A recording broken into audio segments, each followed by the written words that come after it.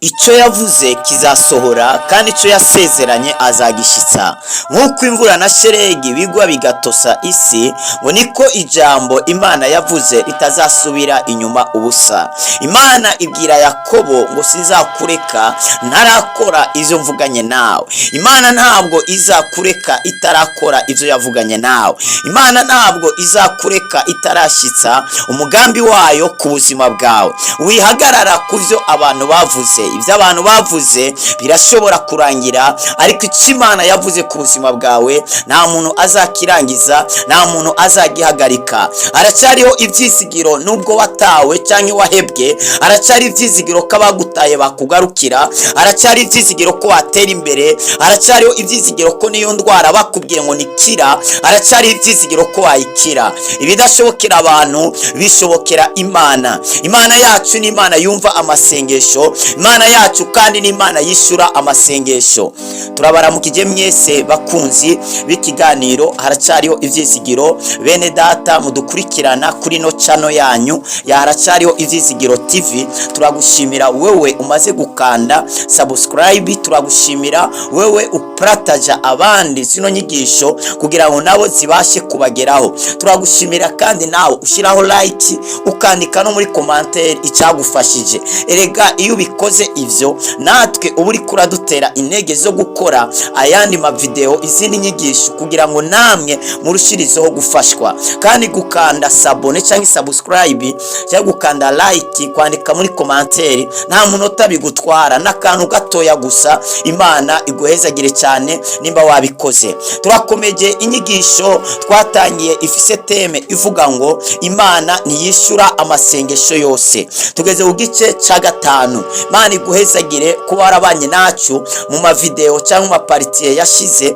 Imana iguha umugisha. Muri no partie ya gatanu turakomeje impamvu 8 zituma Imana idasubiza amasengesho yawe yose. Impamvu 8 zituma Imana idasubiza amasengesho yawe yose.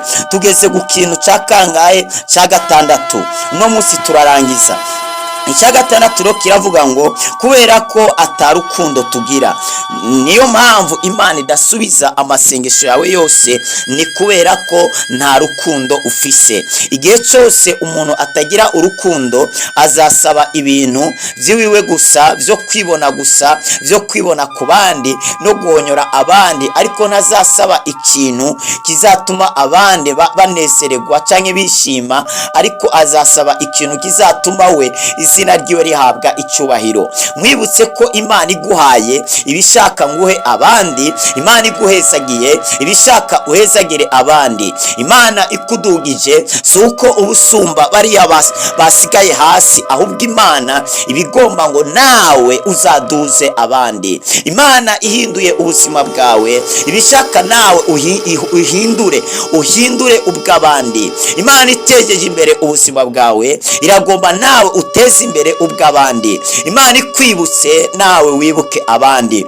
wikwibagira abandi. Hari abantu Imana yadugije baca bakoresha icyo cyubahiro Imana yabahaye mu guhonyora abandi, mu gukandamiza abandi. Niyo mpamvu abari muri ivyo bintu kenshi nta mahoro bagira, indwara zirabataka, bakabura ibyishimo mu kibanza bategerezwa kuronkeramo ibyishimo, bakaburira amahoro aho bategerezwa kuyaronkera, kubera ko ibintu barose akubifashisha abandi barabyibitseho. Abantu bari kubapfira mu bitaro kubera kubura umuti wo kugirane, wo kugura imiti, kubura amafaranga yo kugura imiti. Abantu benshi bari ko baricwa n'inzara, benshi bari ko barafata amahitamo yo kwicuruza, abandi yo kwiba, atari kubera babishaka ariko kubera inzara. Yamaraho Imana yarakudugije kugira ngo baduze ubafashe, nabo ukoresheje bikakunanira kubahemba. Mu kubahemba ukamaza gutekereza nkaho umengo ntibayakoreye. Wewe umenye neza ati ibyo bintu ufite nivyo akanya gato, ejo uzapfa ubisige, nta na kimwe kizaguherekeza mu kaburi. Kandi mwisi duhafise igihe gitoya. Biravuga ngo vyakumarira iki kunguka ukunguka ibintu byose byo mu isi ariko ugahomba ubugingo budashira. Iyo aba abantu bari bafite urukundo, ndakurahiye nta mayibobo tuba dufite ku muhanda, nta bantu baba bari mu bibazo, ntabo tuba dufite. No, hari umuntu afite miliyoni zirenga hafi amajana kuri konti, ari abantu bakeneye umutahe n'ibihumbi 100 n'ibihumbi 50, ariko bikakunanira gukura amaboko yawe mu mpuzu kugira ngo ugire ikintu ufashije abandi. Hanyuma utegereje ngo Imana iguduze ikuzamure. Birivuga ngo nubu mwizigirwa muri bike uzagirwa kumwizigirwa muri byinshi. Imana irashobora guha bike yiteze kuguha byinshi, ariko iragomba gira ubwizigirwa muri byo bike yaguhaye. Fasha abandi bantu, girira neza abandi, apana kuvuga ngo zakorera Imana, zafasha abantu nimara kugira amamiliyoni. Wewe nutafasha abantu muri byo 100 muri ayo majana, nwibaze ngo uzafasha abantu nuronka amamiliyoni. Uzaba babonye he? Tangira ufashe abantu muri utwo dukeya. Saba ikintu kizatuma abandi bagubwa neza, niho uzakironka. Saba ikintu kizatuma abandi bibukwa bamererwa neza. Icya gatandatu gituma Imana idasubiza amasengesho yacu yose, ni kubera ko atarukundo tugira. Ushaka gusaba imodoka kugira gusa uzandushirizeho ibitaka ivyondo, ushaka gusaba inzu kugira ngo uzanyiyemereko. Urumva ari urukundo kugira ngo wawundi yakwima indaro nawe naza kuyigusaba uzamwirukana umugarireko. We Imana ntabwo izabiguha. Icya karindwi ni kubera ko ivyaha birashobora gutuma Imana idasubiza amasengesho yacu. Birivuga ngo amasengesho y'umunyabyaha ni igisesema kuwiteka. Amasengesho yose asenzwe n'umuntu w'umunyabyaha ni igisesema ku Mana. Amasengesho uzasenga uri mu byaha, umenye ko ayo masengesho Imana itazayumva, itazayasubiza.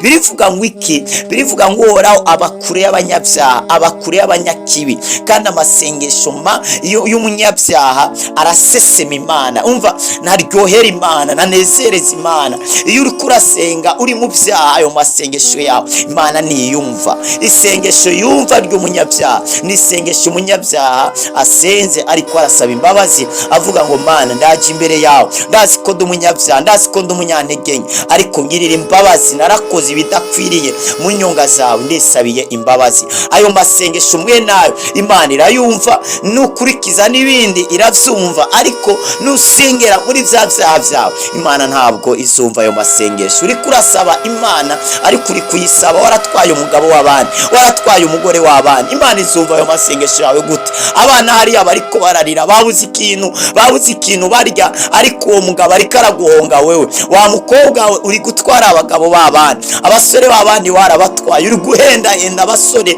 ugira ngo bambura amafaranga, ariko muri wewe urazi ko atarukundo ufise ku buzima bwabo. Yamara wamubahenda ubatekinika kugira ngo bambura amafaranga, winjira mu ngo z'abantu ukabomora ingo z'abandi. Ejo nawe Imana izakubakira? Oya, ejo ntabwo izakubakira. Nusenga ngo nyubakira urugo, Imana izikawukira. Utegereze ikigubaka rubure, ninagubaka nawe umenye ko nawe ruzasambuka nkuko wasambuye iz'abandi. Icyo umuntu abiba nico yimbura. Icya gatandatu rero ni kubera ko atarukundo. Icya karindwi ni kubera ivyaha byawe bizatuma Imana idasubiza amasengesho yawe. Ibyaha byawe bizatuma Imana itagirane idasubiza amasengesho yawe. Usomye Yeremiya Yesaya ariya 1 ugahera ku murongo wa 13 ugeza ku 15, Imana yari kivuga ngo amasengesho yanyu ndayarambiwe. Ayo masengesho musenga muri mu byaha njewe ndayarambiwe, ntabwo shobora kuyumva. Imana ibabwira ngo ayo masengesho yanyu ntabwo nayumva kubera na masengesho muri ko musenga muri mu byaha. Usomye umurongo wa 13 uvuga ngo nimukongere kunshikanira amashikanwa atagira ikimazi, imibavu ni gisesema kuri jewe. Imboneko z'amezi n'amasabato no gukoranya ibikorane, eka sishobora kwihanganira amakoraniro y'agahebuza avanze n'ibigabitanyo. Urumva, Imana iravuga ngo n'amasabato yanyu muruhuka ndayarambiwe, mbere n'amashikanwa yanyu, mbere n'ibigira 10 byanyu byose ndabirambiwe, kubera ko muri abanyabyaha ibyaha, sishobora kumva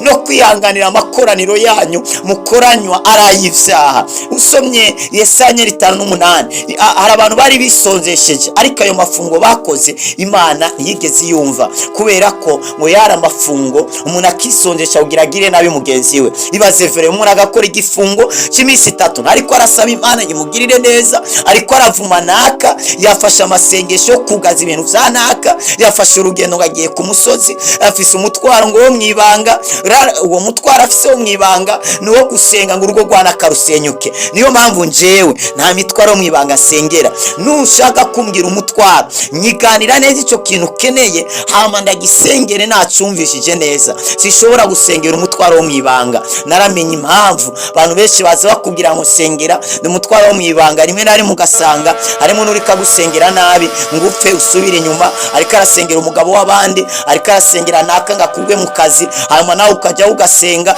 ugasanga nawe uriko witeranya n'Imana kubwo gusengera uyo muntu. We hehe, icyamunana arico ndangirijeho gituma amasengesho yawe usenga adasubizwa n'Imana, ni kubera ko tutizera. Usomye Abaheburayo 11:6 avuga ngo uhoraho ntabwo anezerezwa n'umuntu atizera. Umuntu wese atizera ntanezera Imana, umuntu wese atizera ntashobora kunezereza Imana, kandi gutizera bizatuma Imana idasubiza amasengesho yawe. Ariko amasengesho y'umuntu yizera kenshi arasubizwa, ariko amasengesho y'umuntu atizera Imana, adafite icyizere Imana, urumva gusenga ni mpaka ugirire icyizere Imana k'ivyo bintu ishoboye kubikora, k'ivyo bintu ishoboye kubihindura, kugirira icyizere Imana. Gusenga ariko ufite ukwemezwa k'Imana iri bukore ico kintu. Hari gihe ababeshi basaba ariko badafise icyizere ku Mana, badafise confidence ko Imana ivyo bintu yabikora, yabashaga kubishura. Rimwe na rimwe rero iyo udafite icyizere Imana ntabwo yagukorera, kubera nubwo yagukorera ntuzamenya ko ariyo yakoze. Utegereza guca bugufi imbere y'Imana ukayisaba ufite icyizere, wifitiye icyizere ukavuga ngo Mana ndakwizera ko bino bintu bishoboye, kandi ndizera gushoboye kubihindura. Hanyuma ugasenga nta gukekeranya. Benshi rero arasenga agasaba mariage, après iminsi mikeya fiasi yamuheba, agaca yumva umengo ya mariage irapfuye, Imana ntiyamwumvise. Imana yarakumvise, arawusanga yirukanye umutindi kugira ngo yinjize isezerano, yinjize ukuri. Kuba umukunda ntibisigura ko ari isezerano, kuba hari ntibisigura ko ari isezerano. Rimwe na rimwe umuntu nagenda ukamusengera ngo agaruke agume ku nzira yawe, bikanga akabandanya agenda. Stop prayer, hagarika ayo masengesho. Araho wasanga Imana igukuyeho umutindi, ejo yazangiza ubuzima bwawe akabutama ikorosi. Dushimira Imana kwa buri kimwe cyose kizaja kiba mu buzima bwawe. Hari ibindi bintu biba kugira ngo bitubere isomo, ariko kandi hari ibindi bintu biba kugira ngo bidusunikire mu isezerano. Hari abantu baduheba bazi ngo baradutaye tuzapfa, Imana igategura abandi batwitorera. Nkuko Mose yatawe na nyina atari uko amwanze, ariko amuterera mu maboko y'umukobwa wa Farawo, aba ni wamurera. Hari amaboko yagutaye, ariko kandi hari ayandi azakwitorera. Warahezagiwe cyane. Data mwiza, ndagushimiye kubwa zino nyigisho n'uyu mwene data yabanye nacu muri ano masengesho, ndetse no muri zino nyigisho kudasubiza amasengesho yose. Mana ndakwingiza Uwiteka, rabasi amakando, uratwigishije ko ari amasengesho wumva nayo utumva. Duhe kugendera mu ijambo ryawe kugira ngo dusenge ibimatanye n'ubugombe bwawe. Twigisha ubugombe bwawe, yobora ubuzima bwawe mu bushake bwawe mu izina rya Yesu. Bahe gutahura no kumenya icyo ugomba ku buzima bwawe, bahe inyota yo gusoma ijambo ryawe, kubera ubugombe bwawe turumenya biciye mu ijambo ryawe, kugira ngo bahishurirwe bamenye ivyo bakwiriye gusaba bihwanye n'ivyo ugomba, maze babashe kubigenderamo. Ngwino ushitse umugambi wawe ku buzima bwe, ngwino ushitse isezerano ku buzima bw'uyu mwene data. Ivyuga ivyuguruke, yose ibohoke mu izina rya Kristo, amen. Wifuza kubandanya usengegwa, ufise umutwaro, ufise ikibazo, ufise indoto zakuzazaniye, tuba tuhari kugira ngo tugufashe kuzisobanura. WhatsApp yacu ni +257 65 986 540 +257 65 986 540. Mwarahezagiwe, mwari kumwe n'intumwa y'Imana, ndi wa Kristo Glory Shine.